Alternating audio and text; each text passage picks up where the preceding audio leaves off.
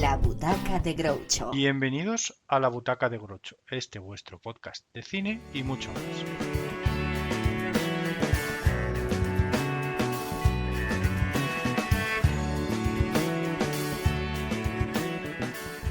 Buenas tardes, estamos aquí en la Butaca de Groucho y hoy tengo un regalo en forma de entrevista con la directora Elena Manrique, que nos va a hablar de una película que en la pasada Seminci sorprendió a propios y extraños. A mí personalmente me fascinó y es de la película titulada Fin de Fiesta, que si no recordáis, en la Seminci se llevó el premio a la dirección Nobel. Y la verdad es que se llevó una gran ovación en la lectura del palmarés. Bueno, Elena, lo primero, muchas gracias por dedicarme un ratillo a la Butaca de Groucho. Y me gustaría que te presentaras tú. ¿Quién es Elena Manrique para los que aún no te conozcan? Bueno, lo primero, muchísimas gracias a ti, Daniel, y a la Butaca de Groucho, que además me encanta el nombre, me chifla. Y porque evidentemente cuando haces cine independiente, cine pequeño, sin el apoyo de gente como vosotros, estaríamos muertos y estaríamos comidos por series de Netflix o películas de cuñados. Con lo cual es muy de agradecer que nos prestéis esta atención tan necesaria. Bueno, pues yo me llamo Elena Manrique. Como pusieron en una entrevista hace poco, pues ya tengo una edad, 50 plus, es el secreto mejor guardado del cine español. Sí, sí, está bien. Sí, y yo empecé mi carrera como productora ejecutiva. Me tengo que bajar las escaleras porque me dicen que me calle, que se escucha. No, no se escucha. Vale, perdonad, es que estoy en un rodaje, estoy en un camión de cámara, bueno, las cosas de esta vida que llevamos. Del Y directo.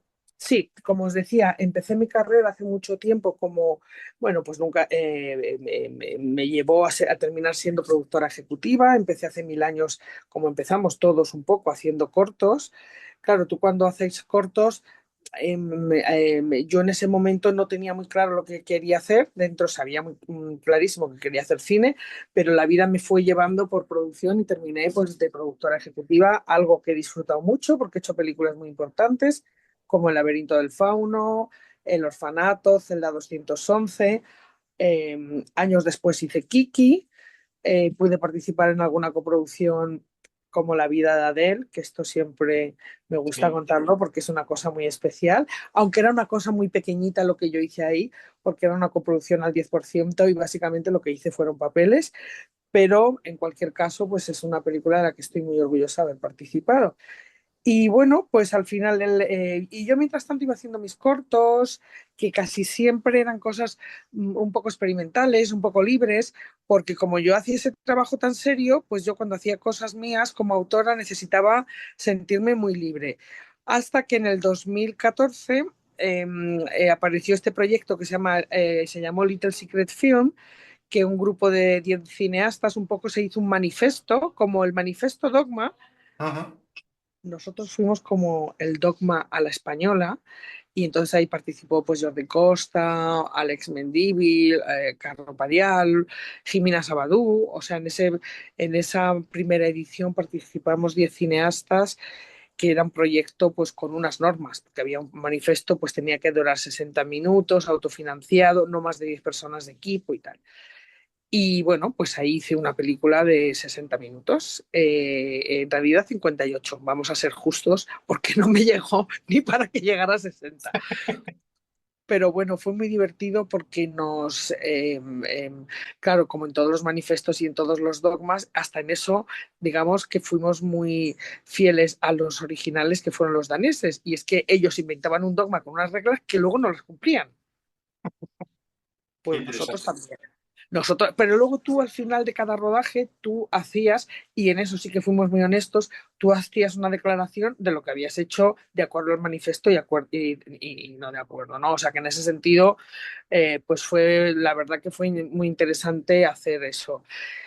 Y justo a los 4 años de aquello, perdona, a los 6 años, entonces empecé a escribir una película que dirigió Chus Gutiérrez, la escribí con ella, que se llamó Ciudad de Lirio, que rodamos en Colombia. Yo fui productora y justo después de Ciudad de Lirio empecé a pensar en un proyecto, pero claro, ya sabes tú que, que entre tanto tienes que comer y entonces se Claro. me fue dilatando un poco el asunto y tanto se me dilató porque no conseguí financiación y tal que llegó la pandemia.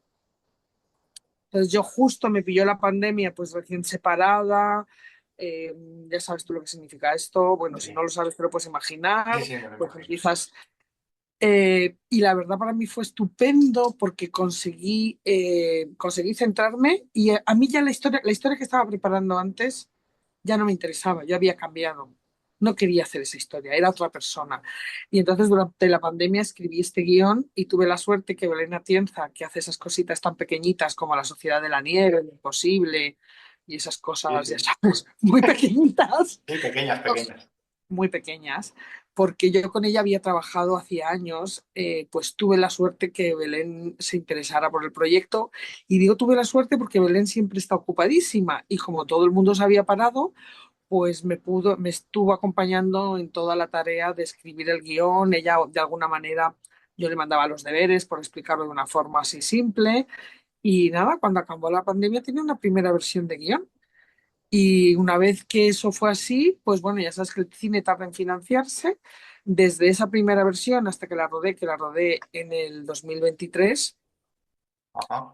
pasaron 3 años. O sea, la rodé en el 2023 porque yo en el 2022 ya me había comprometido a hacer otra película como productora ejecutiva. O sea, lo podía haber rodado en el último semestre del 2022, pero yo quería acabar mis compromisos y quería preparar muy bien la película porque es mi primera película, digamos, seria y yo quería prepararla muy bien y bueno, y entonces por eso la rodé en el 2023 y la verdad que desde entonces, pues muchas alegrías. Pues sí, y te quería preguntar, este último trabajo, Fin de Fiesta, bueno, ya nos has contado cómo se gestó y nos has dado unas pinceladas del proceso creativo, pero te quería preguntar en concreto cómo fue ese proceso a la hora de preparar una película con tantos mensajes que utiliza el humor, pero con unos mensajes muy concretos de crítica social. Es lo que a mí me llamó mucho la atención cuando vi la película en la Semici. Claro, es que mi intención siempre fue, fíjate, yo cuando estaba escribiendo el proyecto, para que veas tú que los proyectos están vivos y uno nunca sabe por cuál va a ser la vía por donde puede crecer o lo que va a funcionar y lo que no va a funcionar. Yo cuando estaba escribiendo el guión, y de hecho en la primera versión, era una película mucho más seria. Ajá. Evidentemente era una película con porque más seria, pero evidentemente había situaciones pues de humor, porque en cuanto a dos culturas, el choque de dos culturas siempre produce cierto humor, cierta extrañeza, pero para mí era un poquito más triste y así era. Pero según fui desarrollando el guión, hay algo en mí que lo llevó al otro sitio y no fue una decisión consciente, es que me divertía a mí más, sinceramente, cuando hacía un tipo de diálogo, porque yo no creo que para hacer crítica social tengas que estar siempre desde el mismo lado, haciendo películas un poco maniqueístas. A mí me gusta mucho también que el espectador saque sus propias conclusiones, me gusta muchísimo que proponer y jugar con el equívoco. Entonces, eh, el texto me fue llevando ahí. Cuidado que tengo que mirar las escaleras porque ahora vienen los técnicos al camión de cámara. Esto realmente es, o sea, fíjate esto que En estamos vivo, haciendo. en vivo. Esto es muy vivo, ¿eh? Esto es cine en vivo. Entonces así fue virando más hacia el humor. Y luego es verdad que una vez que tuvimos a los personajes en ensayos, nos dimos cuenta que era más, incluso más graciosa de lo que habíamos imaginado, porque funcionaba muy bien ese equívoco. Es verdad que evidentemente con ese pedazo de actrices y con Sonia Barba, con Edith Martínez Val, que son dos personajes muy diferentes y dos personas muy diferentes, funcionaba muy bien ese choque de culturas y esa extrañeza, ¿no?, que provocaban las dos. Sí. Y no sé, yo otra sensación que me llevé al ver la película, que tiene un poco de influencia berlanguiana, ¿no? En Totalmente, ciertos claro, claro. momentos está clara, ¿no?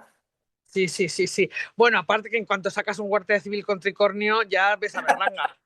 O sea, tú no tienes, hagas lo que hagas, pones un guardia civil con un tricornio y ya te vas a Berlanga, evidentemente. Sí, a ver, yo siempre digo que nosotros en este país, y en realidad para mí en la cultura mediterránea, aunque tú me puedes decir, no, pero es que Valladolid no es mediterráneo, no es que Madrid no es mediterráneo. Vale, por supuesto, no lo son, pero sí que estamos muy influidos por la cultura mediterránea. Sí, sí. Entonces, en la cultura mediterránea tenemos porque lo veo también en el cine italiano, ¿no? Esta mezcla un poco de surrealismo con humor, el humor de las cosas cotidianas. No sé, tú vas a un funeral de tu padre y cuentas un chiste, Sí. cosa que otro, o sea, en el funeral de tu propio padre tú eres capaz de contar un chiste sobre tu padre. Entonces yo creo que en nuestra cultura jugamos mucho con ese tipo de humor un poquito negro, pero por otra parte me parece un humor bastante sano y bastante poco retorcido, eh, porque me parece que es un humor muy abierto y donde participa todo el mundo, ¿no? Entonces, pues fue un poco así, no lo pensé tanto, pero me salió así. Y te salió muy bien, la verdad es que sí. Como has dicho antes, has destacado la interpretación de Sonia Barba, que yo personalmente no la había visto antes. Y como bien decías, pues Sonia Barba y la capacidad de Edith Martínez de transmitir emociones con la mirada. ¿Cómo fue realmente trabajar con ellas para construir esos personajes tan sencillos y tan complejos a la vez? Claro, a ver, yo fui pesadísima, mira, yo fui pesadísima con tres cosas: el reparto, la casa y quién hacía la fotografía de la película. Pero pesadísima, no sabes tú a qué nivel, fui pesada. Entonces, Sonia, yo había trabajado con ella en este videometraje que te contaba, que ella hacía un personaje alucinante, que era una persona, bueno, era una mujer que se creía que era igualita que Ornella Muti y que la acosaban por ser como Ornella Muti, que la gracia es que no se parecía a Ornella Muti, esa era la gracia, ¿no? Entonces, claro, a mí Sonia me dejó fascinada, eh, y yo luego seguí su carrera porque ella hace mucho teatro, pero no ha hecho, es su primer papel protagonista y te diría que prácticamente su primer papel, aparte de pequeñas colaboraciones. Entonces, imagínate la de procesos, la de castings, la de pruebas por las que tuvo que pasar Sonia. Ujú. Muchísimas, pero es verdad, y batiéndose con actrices importantes, pero es que es verdad que lo que me daba Sonia no me lo daban otras actrices. Y aparte que a mí me parecía de alguna manera bonito el que si yo hacía mi primer largometraje serio, repito, porque pocos serios he hecho, eh, a esta edad me parecía que había algo, no sé, como de solidario, el darle una oportunidad también a una mujer de 50 años de hacer su primer protagonista. No sé, me parecía como que cerraba un ciclo bonito, ¿no?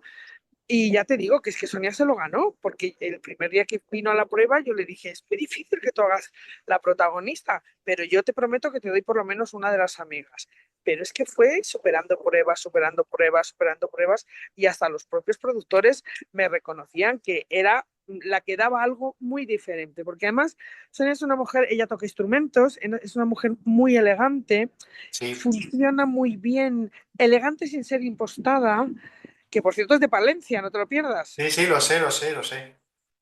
Y habéis Eh, estado hace poco, además, ¿no? sí, Porque sí, os he sí, visto por la prensa, digo, mira, sí. Y bueno, Sonia tiene esta manera de andar, que es una manera especial, se ha movido muchísimo por escenarios, entonces tiene una manera, a mí me gustaba esa manera que tenía ella, sin ser impostada, pero una manera especial de moverse, ¿no? Y es, bueno, y la verdad que ella ha hecho un personaje, le ha dado al personaje una vida y una personalidad increíble. Y luego con Edith, yo había trabajado en El Salto de Benito Zambrano, que ella hacía un personaje muy dramático. Su primera película fue El Salto de Benito Zambrano, su segunda película es Fin de Fiesta, fíjate tú. Y yo la miraba y es verdad que ella tiene algo impresionante. Bueno, aparte que es increíble, siempre está en marca, o sea, tiene una especie de talento, porque hay cosas que se pueden aprender, pero hay cosas que las traes innata. Y Edith es impresionante porque ella ve perfectamente, acompaña muy bien a los movimientos de la cámara, es una persona que tiene una mirada increíble. Me gustan mucho los silencios de Edith cuando ella escucha a los otros personajes. ay, vaya una moto, de verdad, esto es siempre así. No tiene miedo al silencio, no tiene miedo. Entonces es una actriz muy especial y yo además creo que va a llegar lejísimos porque es que encima habla francés perfectamente. Ella es bilingüe en francés porque pasó su infancia en Francia. Habla un inglés exquisito y español, pues perfecto. Con lo Sí, cual sí. yo le auguro un carrerón a Edith, le auguro un carrerón. Y tengo que hablar de Beatriz también, porque Beatriz Arjona, Sí, sí, sí, sí. ella también tiene algo para mí precioso, que es, tiene esa mirada, ¿no? Que recuerda un poco, a mí me recuerda un poco a esos ojos de Ana Torrent. Tiene un poco esos ojos del cine español clásico, ¿no? Sí. Beatriz es muy clásica, tiene una cara muy clásica, muy Julio Romero de Torres. Entonces me daba perfectamente para el papel de Lupe. Y ella es una persona muy generosa que se ha puesto al servicio de la película y ha dejado que Carmina brillase en su esplendor y para eso ella tenía que ponerse en un segundo plano. Sí, la verdad es que un gran elenco al final y una sorpresa como toda la película. Otro detalle que me llamó la atención es la utilización de español y francés. ¿Por qué tomaste esta decisión y qué aporta en realidad a al desarrollo de la historia y a los personajes? Porque a mí me llamó la atención, ¿eh? Bueno, a ver, es francés, no es alemán. Cualquier persona española puede entender el francés que yo uso, que además es en la primera parte, es hasta que el africano mejora su español, porque además a mí me gustaba que Carmina hablase con acentazo español. Uy, je suis fatigué, estas cosas así como muy... Sí, Y son cosas muy fáciles, ¿no? Madame, pas police, excusez-moi, j'ai faim, cosas sí. muy sencillitas, ¿no? Que cualquiera puede entender. Porque también parte de la comunicación con el otro tiene que ver con el idioma. Entonces, claro, Carmina no estaba segura si le entendía bien y eso daba pie a que pudiera haber equívocos, a que ninguna de las dos estuviera hablando de lo mismo, aunque vemos que el africano es muy listo y sabe más español de lo que dice, que ese también es su juego, ¿no? Entonces, a mí me gustaba que fuera que poco a poco nos fuéramos, ¿cómo se dice? Nos fuéramos liberando del francés y que poco a poco el africano fuese entrando en esa casa y en ese lenguaje y dijera, incluso dice algunas cosas, a Lupe le dice algunas cosas como los diría Carmina, ¿no? El inmigrante se va contaminando hasta del idioma y de la energía de Carmina. Y luego hay otra cosilla que nos llamó a todos los que vimos la película alrededor, el tema del pavo, la presencia del pavo real. ¿Eso tiene algún significado simbólico o fue casual? Pues mira, fue casual, pero, o sea, yo cuando llegué a esa casa, porque se me ha olvidado decirte, sí, sí, que me puse muy pesada con la casa, pero yo cuando llegué a esa casa y ya me iba, yo quería, o sea, cuando yo vi esa casa, te pasa igual como cuando conoces a alguien y te enamoras, ¿no? Que es como con la primera mirada te enamoras. Pues yo vi esa casa y con la primera mirada me enamoré. Y cuando ya nos íbamos, o sea, yo nada más llegar a la casa me pasé, pues no te exagero, igual me pasé 4 horas en la casa, mirando todo, mirando la luz, mirando, imaginando por dónde y tal. Y cuando ya nos íbamos, apareció el pavo, porque, claro, y digo yo, pero esta fantasía, ¿qué es? Y entonces, digamos, o sea, yo tenía clarísimo ya que yo quería esa casa, ¿no? Que además tuvimos suerte y se pudo negociar bien. Pero claro, cuando llegamos a ensayos, yo tenía que integrar el pavo de una forma orgánica y tampoco tenía mucho tiempo para rodar, porque mi película es una película modesta, ¿sabes? No tenía, tuve las semanas necesarias y estoy agradecidísima y de verdad que estuvo todo muy bien. Pero evidentemente yo no me puedo pasar 4 horas para hacer un plano de un pavo. Entonces, em, fue muy complicado porque no se puede amaestrar un pavo real. Vosotros tenéis en Valladolid, en el Sí. parque, unos cuantos, no se pueden amaestrar. Es imposible. Imposible. ¿Y qué es lo que hicimos? Pues claro, como estábamos allí en esa casa, en ensayos, construyendo el muro, porque la casa es muchísimo más grande de lo que aparece en la película. Yo la hago pequeña. Pues empezamos a entender las dinámicas del pavo. A primera hora Qué le curioso. gustaba estar arriba. Por la tarde, a la hora, cuando hacía calor, se me iba a la zona de la piscina que estaba más fresquito. Luego, cuando llegaba la noche, justo al atardecer se subía en el árbol. el pavo tenía sus dinámicas y nos dimos cuenta de cuáles eran las dinámicas y entonces lo que hacíamos era, cuando lo necesitábamos, algunas veces nos funcionó, otras no, ¿eh? Montábamos la secuencia cerca de donde preveíamos que podía estar el pavo, porque él también se acostumbró a nosotros. Qué curioso. Entonces, no pasaba muy cerca, pero no se espantaba, ¿eh? O sea, digamos que él siempre estaba a 1 metro de alguien, pero él, y hacía siempre lo mismo. Le gustaba, otra cosa, este pavo solo comía bayas de ese árbol. Entonces no le podías dar otras cosas de comer, o sea, no le podías ni siquiera maestrar con la comida, pero ya le teníamos fichado y entonces hacíamos montoncitos con las bayas a la hora que a él le gustaba salir a comer, porque antes tampoco, es que era un pavo muy especial, ¿eh? Y bueno, y luego tuve, no sé, ese regalo de los dioses del final de la película con toda la locura de Carmina. Es verdad que era el momento del día que el pavo bajaba de la parte alta y iba a comer, pero es que tuvimos una suerte increíble. O sea, eso Sí, si te sí. pasas 5 días queriendo hacerlo, no lo consigues. Eso fue un golpe de suerte. Y bueno, pues me parecía que también respecto a la metáfora, me gusta pensar que esto es una especie como de cuento, ¿no? Carmina es una bruja, la caseta de Hansel y Gretel, ¿sabes? Algo así. La caseta donde es un poco, ella es Ya. una bruja y un poco como en las fábulas de Sopo, que los animales muchas veces cuentan las historias. Sí, sí, Pues me sí. apetecía a mí pensar, porque cuando el africano entra en la casa, el pavo le está mirando. Vale, vale. Es el último punto de vista. Me apetecía pensar que para darle una vuelta más a esta especie de cuento, me apetecía pensar que el pavo era el que contaba la historia. Le Muy daba un bien, punto así un poquito más surrealista, un poquito más mágico. muy bien. Y ya para acabar, que no te quiero entretener, Por Dios.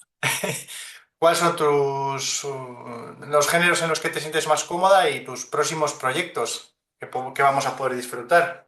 Sí, sí, mira, tengo que acabar el rodaje de esta película, que estoy aquí como productora ejecutiva y me encierro 3 meses porque la verdad no he parado con la peli. He ido, mira, me voy ahora a San Francisco, la película está en Miami, he estado en Berlín, no en durante el festival, pero no en el festival, porque ya había estado en Toronto, he estado en una muestra de películas así un poco especiales. Y bueno, básicamente yo me siento a escribir en junio y espero a final de verano tener una primera versión. A ver, yo me siento muy cómoda con géneros mixtos, ¿vale? Y sobre todo me siento muy cómoda con personajes poco, con personajes complejos, a los que cuesta encasillar, ¿no? Eh, Ahí es donde me siento cómoda. Y luego, yo he estudiado historia del arte, con lo cual también soy muy pesada con la estética, como habrás visto. Sí, sí, Tengo muchas referencias pictóricas. sí, cierto. Muchísimas. La piscina es un poco los nenúfares de Monet, tengo barroco sevillano, un montón, ahí Juan Valdés ahí con el cobertizo, con la luz lateral, en fin, pintura burguesa ahí en el sitio donde está en la habitación de Carmina, todo lo pintamos nosotros, ¿eh? Sí, sí. Entonces, pero bueno, tengo que ponerme la cabeza en mi sitio.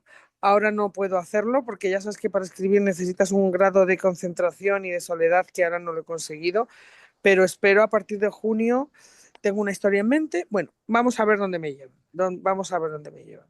Muy bien, pues muchísimas gracias, Elena, por este rato. A vosotros, Y nada, a ver si nos vemos y y por nos favor, sigues contando hacia dónde, qué otras historias nos vas a mostrar. Muchísimas gracias de verdad y que se te dé bien el rodaje de hoy, que no se te sí. complique con el tiempo, con la lluvia.